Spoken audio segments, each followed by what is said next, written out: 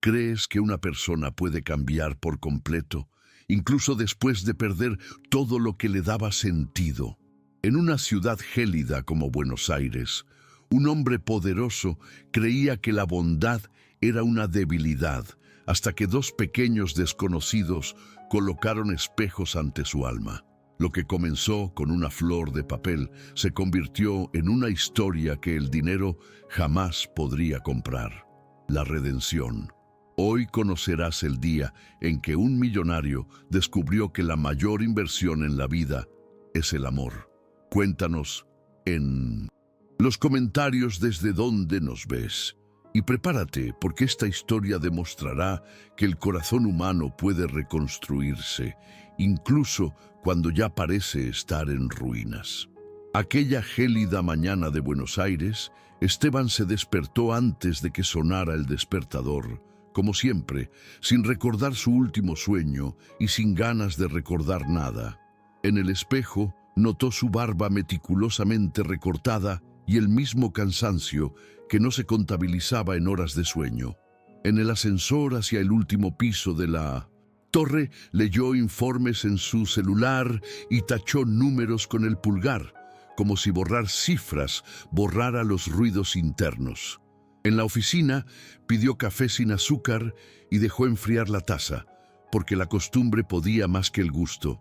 Las ventanas enmarcaban la ciudad gris, y la vio como una eterna obra en construcción: entrega, costo, retraso, multa. El nombre de un contrato para la demolición de terrenos irregulares apareció en una pantalla y desató una inquietud que él llamó procedimiento. Cuando alguien mencionó refugio improvisado bajo el puente, solo pudo pensar en el horario y la prensa. Guardó el bolígrafo metálico en el bolsillo de la chaqueta, respiró por la nariz y decidió que hoy debía acatar las normas. Ninguna sorpresa, ningún sentimiento, nada que le recordara aquello que había pasado 10 años intentando no recordar. Salió de la reunión irritado con un ingeniero que hablaba más de ética que de plazos, y le dijo al conductor que siguiera por la 9 de julio, a pesar de la lluvia que lo volvía todo borroso. En el semáforo, un chico delgado apareció de lado con un ramo de flores de papel tan simples que parecían hechas a toda prisa, pero rectas, pulcras y sin arrugas. El chico explicó, con la valentía de quien la necesita, que no vendía flores, vendía segundas oportunidades, y lo dijo sin dramatismo, hablando solo en voz baja para no perder el aliento en el agua fría. Esteban ni siquiera analizó la frase. Levantó la mano levemente para terminar la conversación e hizo la señal para que el auto avanzara en cuanto se encendió la luz verde.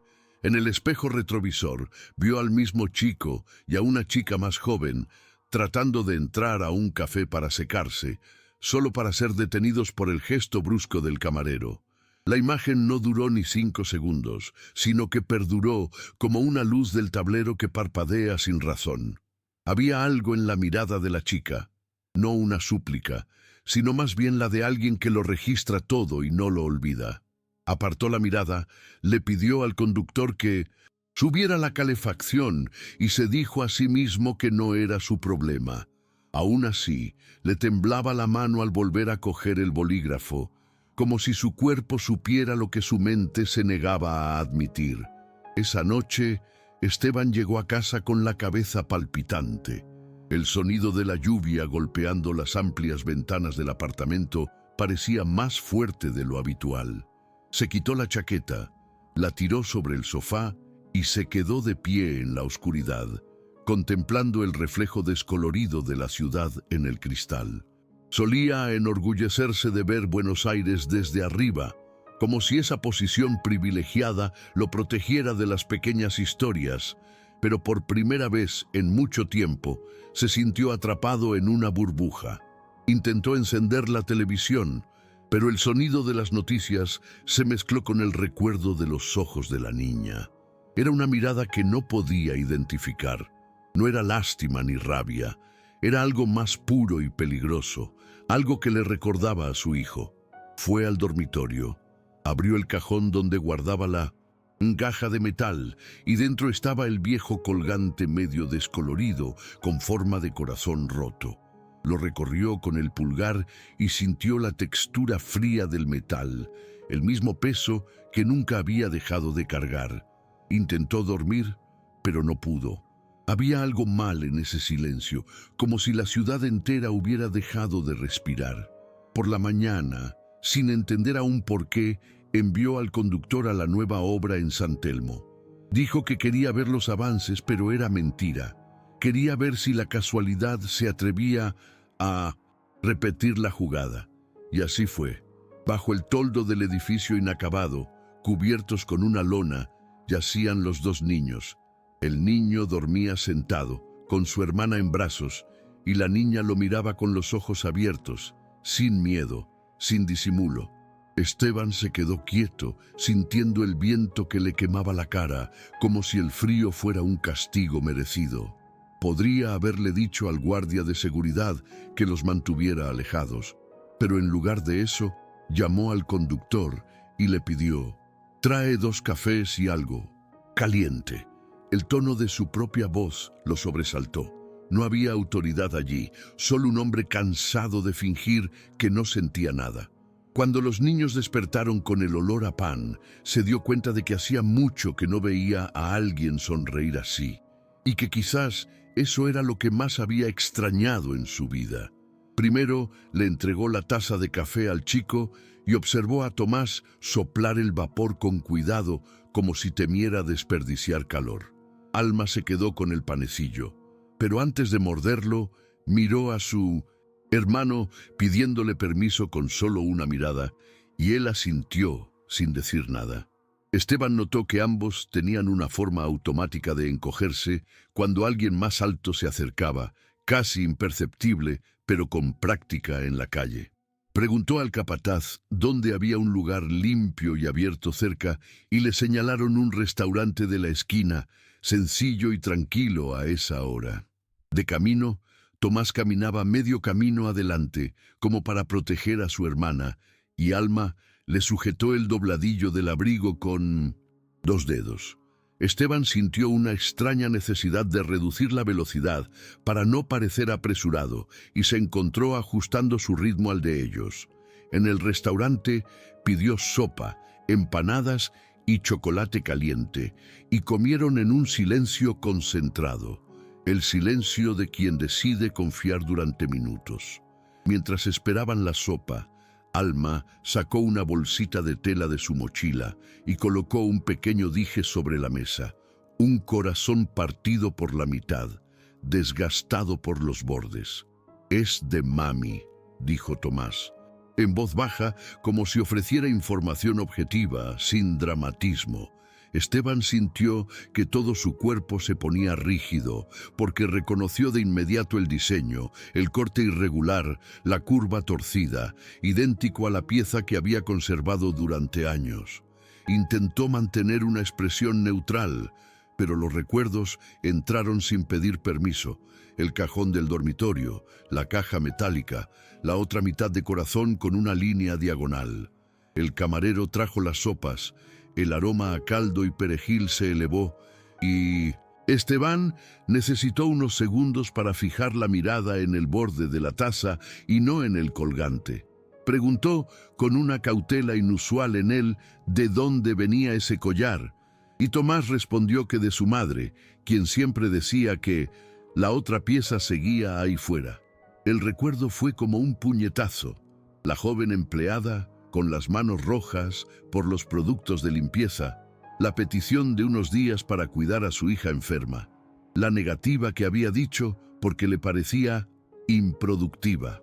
No estaba seguro de su nombre en ese momento. Los viejos recuerdos suelen venir a medias, pero recordaba el tono de la discusión y cómo le había dicho que dejara el tema. Volvió a mirar a Alma, silencioso, atento, como si leyera una leyenda invisible en la gente, y se avergonzó de su propio pasado sin necesidad de testigos. Pagó la cuenta, dijo que los llevaría a comprar ropa seca y que luego se encargarían de su refugio, y se dio cuenta de que su propia voz había cambiado de tono. No era una promesa vacía de la prensa, era un compromiso que sentía en las entrañas, en ese lugar donde la culpa y el coraje a veces se confunden. Para cuando salieron del restaurante, la lluvia se había convertido en llovizna y algo dentro de él, algo viejo, pero no muerto, empezó a agitarse como una puerta que por fin se abre. Y por primera vez en mucho tiempo, Esteban no intentó silenciar esa agitación. Dejó que guiara su siguiente paso. Llevarlos a la tienda de ropa fue más difícil de lo que imaginaba. Los niños no querían entrar. Se quedaron en la acera mirándose como si cada escaparate fuera territorio prohibido. Esteban esperó en silencio el tiempo que necesitaron. No sabía cómo hablarles y se dio cuenta de lo absurdo. Había hablado ante presidentes, había dirigido a cientos de ingenieros, pero no sabía qué decirles a dos niños empapados de frío. Cuando por fin entraron, Alma tocó las telas con las yemas de los dedos, probando la suavidad de cada una. Tomás preguntó cuánto costaba un abrigo y, al oír el precio, intentó devolverlo inmediatamente. Esteban se acercó y simplemente dijo: «Es un regalo». El niño lo miró con recelo y le preguntó si necesitaba trabajar para pagarlo después. Eso desmoronó a Esteban en silencio. Simplemente respondió que no y le dio la espalda para ocultar sus sentimientos. De regreso, el coche se llenó de silencio, pero no de incomodidad. Era un silencio sereno, como si todos intentaran comprender qué estaba pasando. Al llegar a la mansión, Esteban dudó antes de abrir la puerta. El sonido de la alarma, el suelo brillante, el olor a madera pulida. Todo allí parecía demasiado frío. La casa estaba ordenada como siempre, pero era de ese tipo de orden que pesa. Les pidió que entraran y Alma, con los ojos bien abiertos, les preguntó si podían quitarse los zapatos. «Hagan lo que quieran», dijo sin pensar. Caminaron despacio, como si temieran despertar a alguien. Sus reflejos en las paredes de cristal hicieron que Esteban se diera cuenta de la profundidad del vacío en el que vivía. Era extraño ver niños en ese espacio, y aún más extraño era la sensación de que algo en ese entorno por fin cobraba sentido.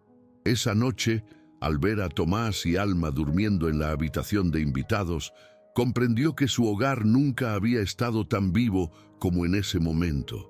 Durante los siguientes días, Esteban intentó mantener su rutina, pero todo parecía fuera de lugar.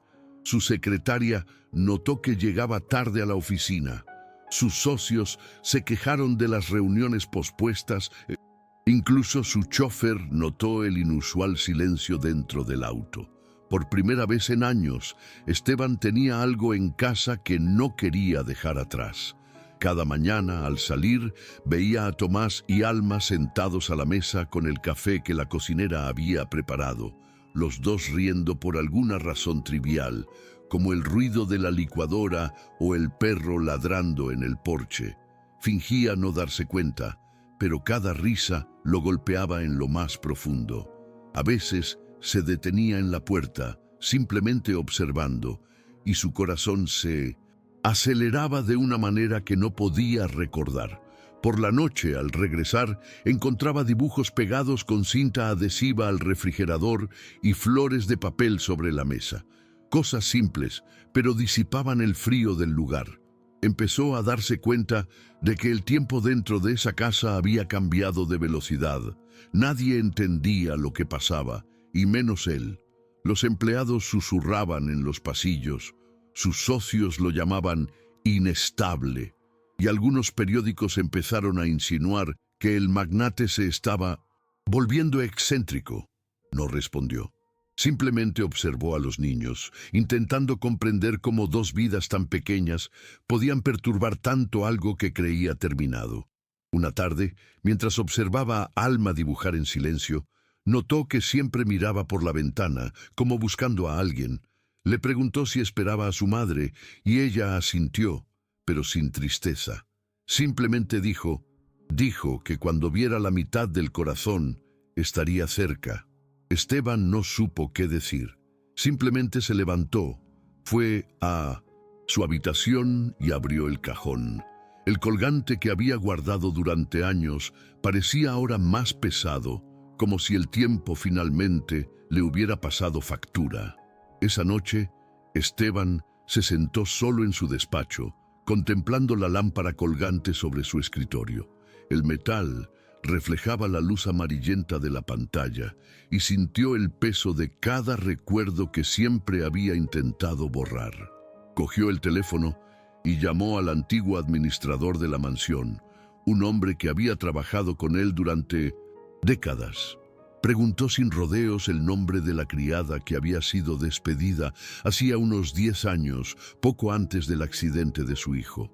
El silencio al otro lado duró lo suficiente como para que el arrepentimiento se apoderara de él antes de que pudiera responder. Se llamaba Lucía Ríos, dijo la voz cansada. Era madre de 2 niños pequeños. Pidió unos días libres porque uno de ellos estaba enfermo, ¿recuerdas?, recordó Esteban. Y recordó cómo había dicho, nadie es irreemplazable. Ahora comprendía que a veces una frase dicha con frialdad puede durar más que una vida.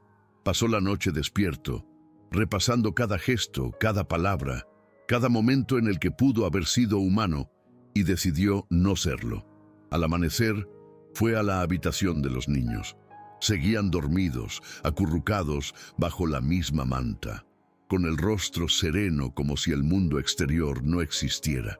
Los observó durante unos minutos, con el corazón dolido y una necesidad casi infantil de disculparse, no por nada que les hubiera hecho directamente, sino por todo lo que había causado sin darse cuenta.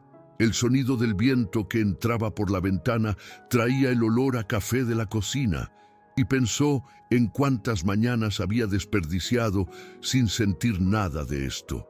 Se sentó en el borde de la cama, respiró hondo y prometió en silencio que haría lo que fuera necesario para enmendar el pasado, incluso si nadie lo supiera. Cuando Alma abrió los ojos y sonrió, se dio cuenta de que el perdón a veces comienza incluso antes de que se pida. Y en ese momento, por primera vez, el hombre que no creía en la bondad sintió un deseo genuino de ganársela. A la mañana siguiente, Esteban llegó a la oficina más temprano de lo habitual. Su mirada cambió. Le pidió al contador que transfiriera una gran suma de dinero a una nueva cuenta, sin dar explicaciones. Luego llamó al director de un colegio privado y preguntó si aceptaban matriculaciones fuera del curso escolar. El hombre, sorprendido, dijo que sí, y Esteban concluyó: que traigan a 2 niños mañana por la mañana. Al colgar, vio a la secretaria parada en la puerta confundida y se dio cuenta de que no necesitaba justificarse. Por una vez, no intentó sonar racional. Esa tarde llevó a Tomás y Alma a comprar útiles escolares y ni siquiera sabían por dónde empezar. Estaban encantados con el olor de los cuadernos nuevos, las tapas coloridas, los bolígrafos que brillaban bajo las luces del centro comercial. Alma sostenía un borrador con forma de estrella como si fuera un tesoro. Esteban observaba en silencio, con una alegría que desafiaba la lógica. Era como volver a ver la infancia que no podía salvar, aunque con rostros diferentes. Pero no todos lo veían así. Durante la cena, la administradora de la casa, una mujer práctica que había trabajado para él durante años, comentó que quizá no fuera prudente mantener a esos niños allí. Dijo que los periodistas estaban hablando, que los socios sospechaban un desequilibrio emocional. Esteban simplemente levantó la vista del plato y respondió: que piensen lo que quieran. El tono tranquilo le molestó más que cualquier grito. Esa noche recorrió los pasillos de la mansión y notó cómo cada objeto finalmente parecía tener una razón de ser. El reloj antiguo marcaba la hora de forma diferente. El olor a chocolate caliente que emanaba de la cocina le recordaba a su hogar, no a ostentación. Aún así, el miedo lo atormentaba. ¿Y si simplemente intentaba redimirse demasiado tarde? ¿Y si los niños descubrían quién era realmente? La culpa y la ternura comenzaron a fundirse en su interior, formando una especie de amor incómodo pero verdadero, el que nace del remordimiento y crece con el cariño. En los días siguientes, la prensa empezó a olfatear el cambio. Un fotógrafo logró captar a Tomás y Alma saliendo de la mansión, y el titular apareció en varios sitios web ese mismo día: El magnate Ferraro y los niños misteriosos. Los socios llamaron irritados, temiendo dañar la imagen del grupo. Uno de ellos incluso dijo: «La bondad no paga impuestos, Esteban». Escuchaba en silencio, con los dedos entrelazados sobre la mesa. Ya no tenía fuerzas para defenderse, ni voluntad. Mientras los demás hablaban de accionistas, él solo pensaba en Alma durmiendo, abrazando a un osito de peluche nuevo, y en Tomás, intentando leer en voz alta las primeras páginas de un libro infantil. Sintió una extraña calma. Por primera vez, se dio cuenta de que ya no temía perder lo que había construido. Le aterraba más seguir siendo el mismo hombre de antes. La reunión terminó, pero él permaneció solo en la habitación, mirando el reflejo de la ciudad en el cristal, tratando de comprender el momento exacto en el que había dejado de ser intocable. En casa, los niños empezaron a llenar los espacios que el tiempo había transformado en museos. La biblioteca se convirtió en un aula de tareas. El balcón se llenó de macetas coloridas que Alma insistía en regar. Y el piano, tapado durante años, volvió a tocar notas breves y vacilantes. Esteban lo observaba todo con una mezcla de asombro y silenciosa gratitud. A veces, al pasar por el pasillo, veía los dibujos pegados en la pared, retratos torcidos de él mismo, del perro, de la casa, y reía sin darse cuenta. Las criadas, que antes caminaban en fila y hablaban en voz baja, también empezaron a reír. Era como si una nueva energía llenara el aire. Aún así, de madrugada, el pasado regresaba como un eco.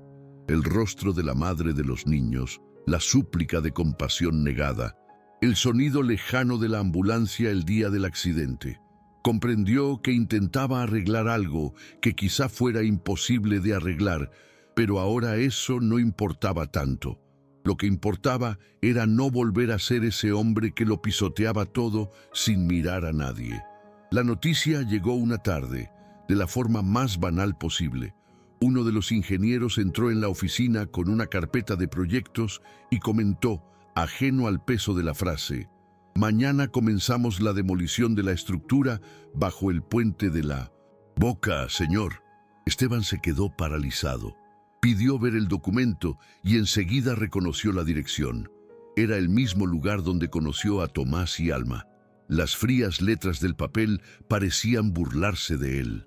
Demolición autorizada, permiso público, cronograma de construcción. Todo firmado por él. Se le revolvió el estómago.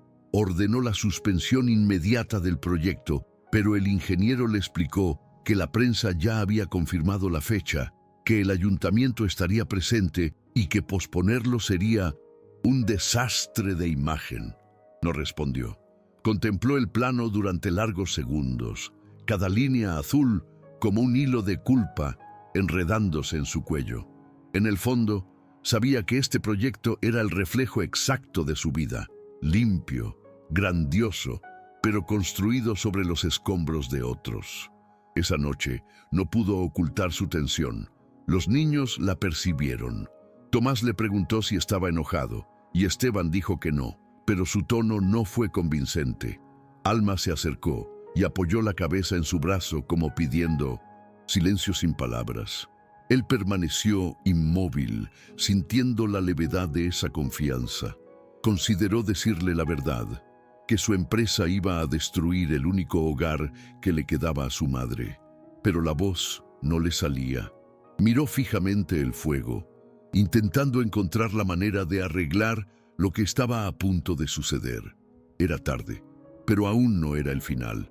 Tomó su celular, llamó a su asesor y le dijo: «Prepara una conferencia de prensa mañana por la mañana. Quiero estar allí». El hombre intentó discutir, pero Esteban colgó antes de que pudiera. No sabía qué iba a decir ante la cámara, solo sabía que no podía seguir escondiéndose tras sus torres. Esa noche fue la más larga de su vida y, en cierto modo, también la más lúcida. El amanecer de ese día parecía más frío de lo habitual, incluso para un invierno porteño. El viento soplaba del río y traía consigo ese olor a hormigón húmedo, típico de las obras. Esteban llegó antes que todos, con traje gris y la mirada fija. La prensa comenzaba a tomar posiciones, cámaras en trípodes, micrófonos y curiosos. El sonido de las máquinas al arrancar resonaba bajo el puente y cada motor rugía como una advertencia. El ingeniero jefe se acercó con el horario en la mano y preguntó si podían empezar. Esteban se limitó a mirarlo sin responder. Había algo diferente en su rostro, una mezcla de miedo y calma. Agarró su casco de seguridad, pero no se lo puso. Dio unos pasos hacia adelante, se detuvo frente a la cinta policial y se quedó allí, inmóvil, mientras todos lo observaban. La ciudad entera parecía suspendida en ese momento. Cuando finalmente habló, su voz fue firme: «Paren todo». El silencio que siguió fue tan denso que incluso los trabajadores dejaron de moverse. Las cámaras lo enfocaron y Esteban respiró hondo, sin guión, sin estrategia. Dijo que este lugar tenía más humanidad que cualquier torre que hubiera construido. Dijo que él mismo firmó la renuncia de la mujer que crió a los niños que ahora vivían con él, que había pasado años llamando debilidad a lo que en realidad era fuerza. Las palabras salieron confusas, crudas, pero ciertas. Al terminar, miró a la multitud y vio a lo lejos a Tomás y Alma tomados de la mano, mirándolo con la misma mirada del primer día. El mundo pareció detenerse. Esteban se quitó la chaqueta, atravesó la cinta policial y se arrodilló ante ellos. Los abrazó a ambos sin decir palabra, y en ese gesto, todo lo que había sido culpa se convirtió en perdón. Los flashes estallaron, pero no los oyó.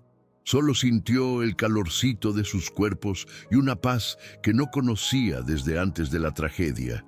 Fue como si, por fin, su corazón roto se hubiera unido de nuevo. La escena se extendió por las redes sociales en cuestión de horas. Un video de Esteban deteniendo la demolición y abrazando a los niños apareció en todos los noticieros vespertinos, con titulares que nunca imaginó ver asociados a su propio nombre. El magnate que lloró en público. El hombre que pidió perdón. La oficina de prensa intentó contener la avalancha de comentarios, pero la historia se descontroló. Se hablaba de él con empatía, algunos con ironía, otros con esperanza. En los comentarios decían que quizás aún había emprendedores capaces de sentir. Para Esteban, esto no era gloria, sino exposición. Se sentía desnudo. Cada palabra, cada lágrima contenida, lo dejaba vulnerable como nunca. Pero, curiosamente, por primera vez, esta vulnerabilidad no lo avergonzaba. Estaba agotado de esconderse tras los números. Cuando vio a los niños durmiendo esa noche, con sus mantas nuevas y el lejano sonido de la lluvia, se dio cuenta de que prefería ser recordado por ese gesto que por cualquier edificio que hubiera construido. En los días siguientes, comenzaron a llegar cartas, llamadas e invitaciones. Querían entrevistas, colaboraciones y charlas. Esteban las rechazó todas. No quería ser un ejemplo, solo quería enmendar el daño. Pasó horas revisando contratos antiguos, cancelando proyectos que perjudicaban a familias, reevaluando donaciones y solicitando la renuncia de ejecutivos corruptos. Fue un proceso lento y doloroso, porque cada documento parecía generar un nuevo arrepentimiento. Sin embargo, algo en él cambió. Ya no actuaba por culpa, sino por conciencia. Empezó a visitar albergues discretamente sin la prensa. Llevaba ropa, comida y a veces simplemente se sentaba a escuchar historias. Descubrió que el mundo que ignoraba era más real que el que él mismo había construido. Y fue en este silencio de reconstrucción que decidió crear algo que fuera más allá de su nombre, una forma de devolver lo que le habían arrebatado. Así nació la idea de la fundación Corazón Roto. La creación de la fundación comenzó una mañana sencilla, sin discursos ni planificación. Esteban estaba tomando café con Tomás y Alma cuando vio uno de sus dibujos sobre la mesa. Un enorme edificio con ventanas de colores y niños sonrientes en los balcones. En la parte superior, Alma había escrito con letra torcida, Casa de Corazones Remendados. Lo miró y sintió un ligero tirón, como si el destino le hubiera puesto el nombre delante sin necesidad de una reunión. Se levantó, llamó a su abogado y le dijo que quería fundar una institución para niños sin hogar. El abogado le preguntó por qué, y Esteban simplemente respondió, porque es lo que debería haber hecho hace mucho tiempo. El proceso estuvo lleno de burocracia, licencias, opiniones, desconfianza. Muchos pensaron que era una estrategia de marketing. No se explicó. Simplemente siguió adelante, revisando cada detalle, decidido a hacer algo limpio, sin política, sin foto de portada de revista. Quería que la fundación fuera lo opuesto a todo lo que lo había definido hasta entonces. Mientras tanto, en casa, su relación con Tomás y Alma se profundizó de una forma que ni siquiera él podía controlar.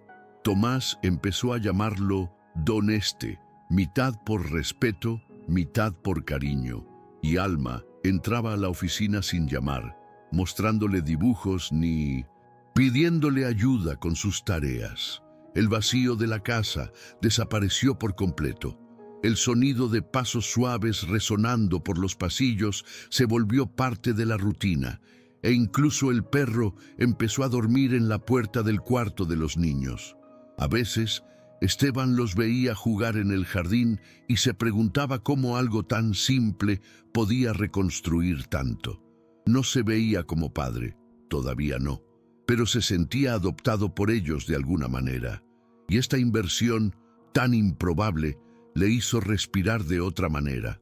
Por primera vez en décadas, despertó con ganas de vivir el día siguiente. El primer edificio de la fundación se terminó 6 meses después, en el mismo terreno que previamente se había planeado demoler. Esteban insistió en ello. Quería que el nuevo comienzo surgiera del mismo terreno donde él había fracasado. No hubo una gran ceremonia, solo una puerta azul con el nombre de fundación pintado a mano. Corazón Roto. Los primeros niños llegaron tímidamente, traídos por trabajadores sociales. Tenían historias diferentes, pero la misma ausencia en sus ojos. Esteban recorrió los nuevos pasillos con una mezcla de orgullo y dolor, recordando que cada ladrillo representaba una súplica de perdón. Aunque silenciosa, cuando vio a Alma mostrarle la habitación a una niña recién llegada, explicándole dónde guardaba sus dibujos y el borrador con forma de estrella, comprendió que esto no era solo caridad, era continuidad, era vida que renacía donde antes solo había culpa. Por la noche, sentado en el cintos y aporche, oyó el lejano sonido de una risa proveniente del patio y comprendió que ese sonido era lo que siempre había buscado sin saberlo. Con el tiempo, la rutina de la fundación y la del hogar se fusionaron. Tomás empezó a ayudar a los educadores, enseñando a leer a los niños más pequeños. Alma hacía flores de papel para decorar sus habitaciones, y los empleados de la empresa de Esteban se ofrecieron como voluntarios. Era como si su gesto hubiera desatado una especie de bondad contagiosa. Aún así, el miedo nunca lo abandonó del todo. A veces, viéndolos jugar, recordaba a su hijo perdido y sentía un pánico silencioso de que algo pudiera volver a ocurrir. Empezó a volverse más protector, atento a cada detalle. Un resfriado, un retraso, una mirada triste. La gente decía que era diferente, más humano. No le gustaba ese término. No se consideraba mejor. Simplemente comprendió, por fin, que ser humano era aceptar que el amor siempre conlleva el riesgo de pérdida, y aún así, amar de todos modos.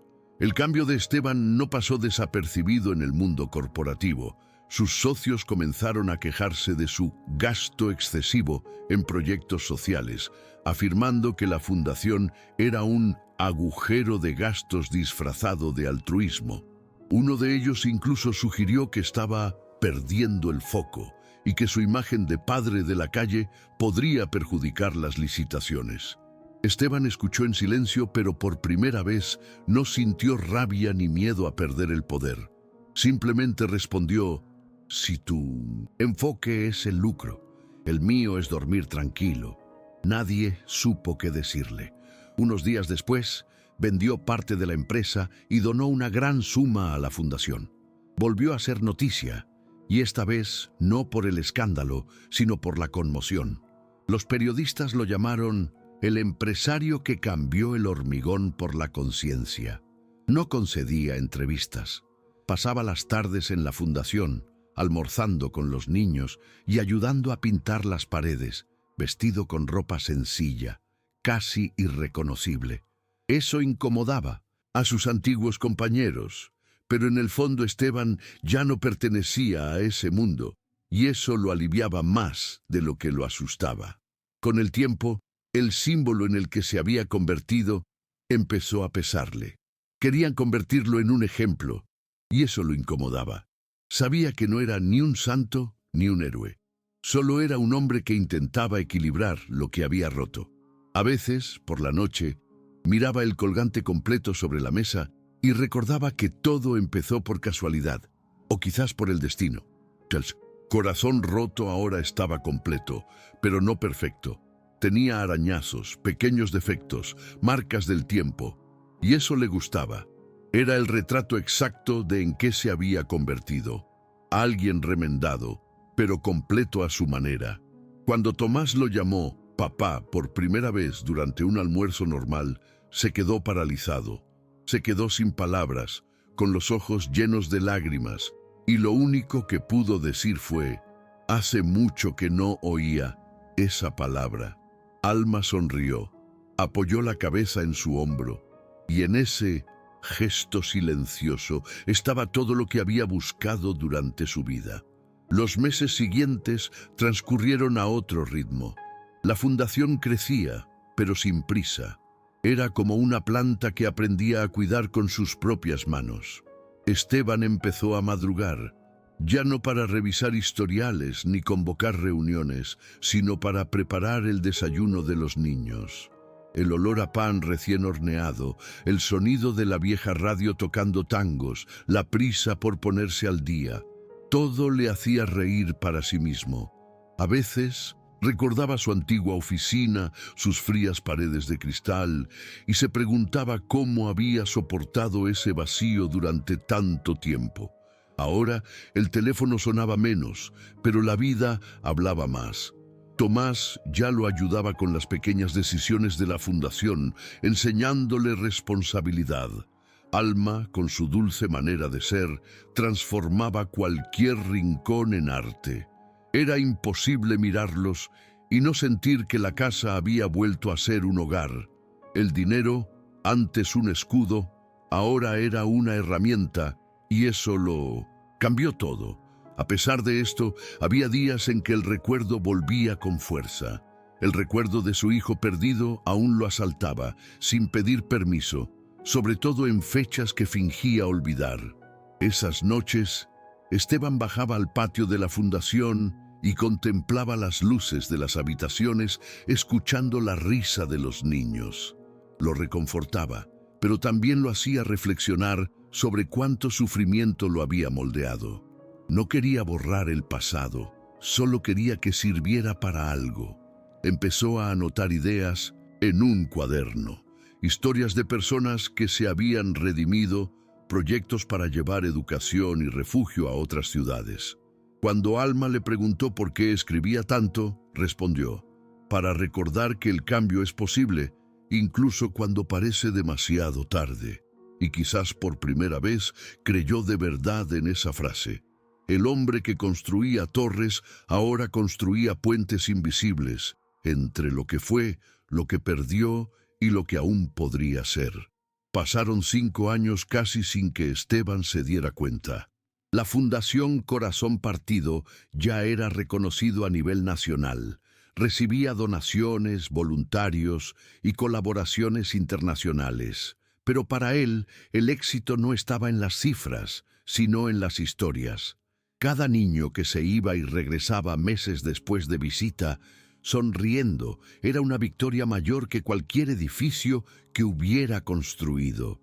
El cabello de Esteban estaba casi completamente blanco, pero su mirada tenía una nueva y limpia serenidad, como si finalmente hubiera aprendido a vivir despacio. Los días comenzaban con el olor a pan, el sonido de la escuela improvisada al fondo y la voz de Tomás guiando a los niños más pequeños con la misma paciencia que alguien alguna vez tuvo con él. Alma ya pintaba enormes murales en las paredes, representando manos entrelazadas y corazones remendados, símbolos de todo lo que habían vivido. La casa, antes un espacio de lujo y silencio, se convirtió en un lugar de encuentro, un lugar de ruido y vida. Y curiosamente, fue allí donde Esteban se sintió más joven. Ese año, el gobierno lo invitó a un evento especial de reconocimiento social. Intentó declinar la invitación, pero Tomás insistió en que era importante asistir. Dijo que quería dar un discurso. Esteban dudó, pensando que el niño estaba demasiado nervioso para un evento tan grande, pero aceptó. La noche del evento, la sala estaba abarrotada. Empresarios, periodistas, políticos. En el centro del escenario, el logotipo de la fundación brillaba bajo las luces. Esteban se sentó en la primera fila, junto a Alma, quien sostenía el colgante terminado sujeto a una cinta roja. Cuando Tomás subió al escenario, sus manos temblaban ligeramente, pero su mirada era firme. Respiró hondo, ajustó el micrófono y comenzó a hablar. Su voz sonaba diferente, madura, llena de convicción. Y en ese momento, Esteban se dio cuenta de que este niño ya no necesitaba protección. Ahora era él quien transmitía el mensaje que una vez lo salvó. Tomás empezó con una simple observación. Habló de su madre, de cómo ella decía que la bondad era la valentía más rara. Dijo que durante mucho tiempo creyó que el otro trozo del corazón del collar estaba perdido en el mundo, hasta el día en que lo encontró por accidente, en manos de alguien que ya no creía en nada. Toda la sala quedó en silencio. Con cada frase, Esteban sentía una opresión en el pecho, como si escuchara la traducción de su propia alma. Tomás no usó palabras ensayadas. Habló con una sinceridad pura, de esas que no se aprenden en ningún sitio. Dijo que a veces el destino une a las personas no para corregir el pasado, sino para darle un nuevo significado. Y concluyó diciendo: mi mamá dijo que otro pedazo de corazón estaba perdido, pero no. Solo esperaba que alguien recordara cómo amar. Cuando se rompió el silencio, hubo una ronda de aplausos que parecía interminable. Esteban no podía levantarse. Sus piernas simplemente no le obedecían. Lloró sin vergüenza, con una sonrisa cansada y un alivio que atravesó años de culpa. Después del evento, la gente rodeó a Tomás, tomando fotos, haciendo preguntas. Esteban permaneció a distancia, observando. No sentía orgullo en el sentido común. Sentía algo más profundo: gratitud. Recordaba cada paso que lo había llevado hasta allí, desde el día en que rechazó aquella flor de papel hasta el abrazo frente a las cámaras. Era extraño pensar en lo diferente que habría sido todo si hubiera mantenido la ventanilla del coche cerrada. Esa noche condujo a casa en silencio, con los niños durmiendo en el asiento trasero. Al llegar, apagó las luces, se sentó en el balcón y contempló el cielo de Buenos Aires, el mismo cielo que antes le había parecido indiferente. Ahora, cada estrella parecía llevar consigo un recuerdo, un eco. Comprendió, por fin, que el amor no arregla el pasado, sino que da sentido a lo que queda. Y eso, para él, fue redención suficiente. Los años siguientes fueron tranquilos, casi silenciosos, como si la vida hubiera decidido recompensarlo con calma. Después de tanta turbulencia, Esteban ya no participaba activamente en la administración de la fundación, pero se aseguraba de visitarla a diario. Caminaba lentamente por los pasillos, saludando a los niños que ahora lo llamaban Abuelo Este. Siempre llevaba una pequeña libreta en el bolsillo, donde anotaba frases al azar que le venían a la mente. Retazos de pensamientos sobre la culpa, el perdón, el amor y el tiempo. Un día escribió: «El silencio también es una forma de decir gracias». Les gustaba observar desde lejos, sentado en el mismo banco del jardín donde una vez abrazó a Tomás y Alma por primera vez. Veía la vida continuar, nuevas historias comenzar, y se sentía en paz. Ya no intentaba comprender el significado de todo. Le bastaba con sentir que, de alguna manera, había hecho lo que debía hacer antes de que fuera demasiado tarde. Su salud empezó a mostrar signos de fatiga, pero no se quejaba. Los médicos insistieron en que descansara, y él simplemente sonrió, diciendo que el cuerpo envejece, pero el corazón, una vez curado, aguanta más de lo que uno imagina. Pasaba las tardes leyéndole a Alma, que ahora pintaba en lienzos grandes y vibrantes, y escuchando a Tomás planear nuevos proyectos para la fundación. A veces se dormitaba en el sillón y despertaba con el sonido del piano, el mismo que había permanecido en silencio durante tantos años. El sonido de las teclas llenaba la casa de una manera que parecía una bendición. Una tarde, Alma pintó un cuadro de él, sentado en el jardín, rodeado de flores de papel y niños por todas partes. Cuando se lo enseñó, él se rió y dijo: «Me hizo más guapo». Y ella respondió: «Porque aprendiste a sonreír». Fue en esa risa sencilla y modesta que Esteban se dio cuenta de que la vida finalmente lo había perdonado. En la última mañana de Esteban, el sol brillaba a través de la ventana de una manera diferente. La casa estaba silenciosa, pero llena de vida. Podía oír los sonidos lejanos de los niños jugando en el patio de la fundación y el suave tintineo de las tazas en la cocina. Se despertó temprano, se puso el suéter azul de lana que Alma le había regalado para su último cumpleaños y salió al porche. Se sentó en su sillón favorito, libreta en mano, y vio comenzar el día. Escribió unas palabras: «No hay heno, Dios, de donde viene el amor». Entonces cerró el cuaderno, miró al cielo y respiró hondo, como despidiéndose en silencio. No había dolor ni prisa, solo una paz inexplicable, la que llega cuando él, en corazón, después de tanto recomponerse, finalmente descansa entero. Cuando Tomás entró a llamarlo para tomar un café, encontró a su padre con una leve sonrisa, la cabeza apoyada en el reposacabezas y las manos serenas. Nadie lloró de inmediato. Tardó unos segundos en aceptar que se había ido.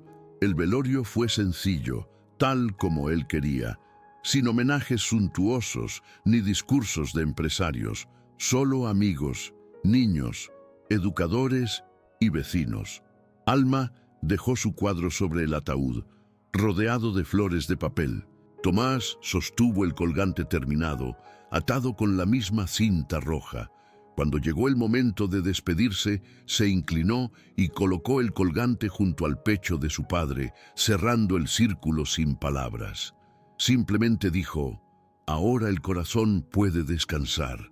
El silencio que siguió fue hermoso, lleno de vida, no de muerte. Los niños de la fundación lanzaron globos blancos al aire y el cielo de Buenos Aires se llenó de pequeños puntos flotantes. Era como si cada uno llevara un trocito de las historias que Esteban ayudó a reescribir, y en ese momento, incluso entre lágrimas, todos los presentes supieron que su bondad no terminaba ahí, simplemente cambiaba de forma. Los meses siguientes fueron extraños, llenos de ese silencio que no duele, pero pesa. La casa se sentía más grande sin Esteban, pero no vacía. Las flores de papel seguían sobre la mesa. El piano seguía sonando y el aroma del café por la mañana mantenía viva la sensación de su cercanía. Tomás asumió la dirección de la fundación con la misma serena firmeza que heredó de su padre. No vestía traje ni títulos. Prefería caminar entre los niños, escuchar sus historias y ayudarlos con sus estudios. Alma transformó la antigua oficina de Esteban en un estudio, cubierto de colores y lienzos. Pintaba a diario y en cada cuadro había algo de su mirada, la misma mirada que aprendió a ver el valor de las pequeñas cosas. A veces, los dos se sentaban en el porche al caer la tarde, hablando del futuro. Ninguno de los dos hablaba de añoranza con dolor. Hablaban con gratitud, como si comprendieran que ciertas presencias no dependen del cuerpo. Los cimientos crecieron aún más, pero el espíritu permaneció inalterado. Escrito en las paredes estaba el lema que Tomás había pintado: la bondad es la forma más pura de la inteligencia. Era el resumen perfecto de todo lo que Esteban había enseñado sin querer. Los periodistas seguían visitando el lugar, pero ahora su interés era genuino. Querían entender cómo una historia de culpa se convertía en esperanza para tantos. Y cada vez que alguien preguntaba qué había hecho cambiar a Esteban, Tomás respondía simplemente: 2 hijos, un colgante y la oportunidad de hacer las cosas de otra manera. Siempre era así. Nada de discursos grandilocuentes, solo la verdad. En esa rutina de reconstrucción, entre risas, pintura y papel de colores, el pasado dejó de ser una herida para convertirse en cimientos, en el sentido más literal y hermoso de la palabra. Era una mañana de 1960, primavera, cuando el patio de la fundación se llenó de risas. Los niños corrían entre las macetas y Alma arreglaba un nuevo mural en la pared principal, una gran figura de manos unidas en forma de corazón. Tomás observaba desde lejos, con la misma mirada paciente que Esteban, corrigiendo tareas y ayudando con la merienda. El sol caía a plomo sobre el suelo de cemento y se reflejaba en las ventanas, iluminando el viejo cuadro del fundador colgado en la entrada. Nadie pasaba sin una mirada cariñosa. Era extraño pensar que años antes este hombre había sido un símbolo de frialdad. Ahora representaba lo contrario. Cada nueva sonrisa, cada niño bienvenido, era una forma de mantenerlo vivo. Alma, con las manos manchadas de pintura, miró al cielo y susurró: «Qué bonito está hoy, papá». El viento soplaba suavemente y una flor de papel aterrizó justo en el mural recién pintado. Más tarde, Tomás entró en la antigua oficina convertida en biblioteca. Sobre la mesa, el cuaderno de Esteban seguía allí, junto al colgante guardado en un marco de cristal. Abrió el cuaderno al azar y encontró la última frase escrita con la letra temblorosa de su padre: «El amor no se acaba, solo cambia de casa». Se quedó mirando unos segundos, en silencio, sintiendo la verdad de esas palabras. Cerró el cuaderno, sonrió y salió al patio, donde los niños lo llamaron para jugar a la pelota. Afuera, el sonido de pasos, risas y voces llenaba el aire. La vida seguía, sencilla, fuerte, tal como Esteban siempre había deseado al final. Y de alguna manera él seguía allí, en cada flor de papel, en cada corazón que aprendía a remendar su propia pieza perdida. A lo largo de los años, la Fundación Corazón Partido se convirtió en más que un lugar. Se convirtió en una idea. Niños que antes llegaban sin nada, ahora regresaban como adultos, trayendo juguetes, libros, flores de papel hechas por sus propios hijos. Era un movimiento silencioso, casi natural, como si la bondad hubiera aprendido a multiplicarse por sí sola.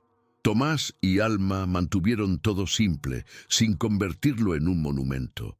Las paredes permanecieron coloridas, las mesas siempre llenas, y la puerta azul del edificio, aunque desgastada, aún conservaba el brillo de cuando fue pintada por primera vez.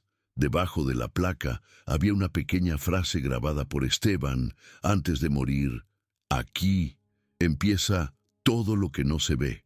Y cada persona que pasaba comprendía, algunos sin saber cómo explicarlo, que el lugar albergaba algo sagrado pero humano, nacido del fracaso, de la pérdida y del coraje de empezar de nuevo.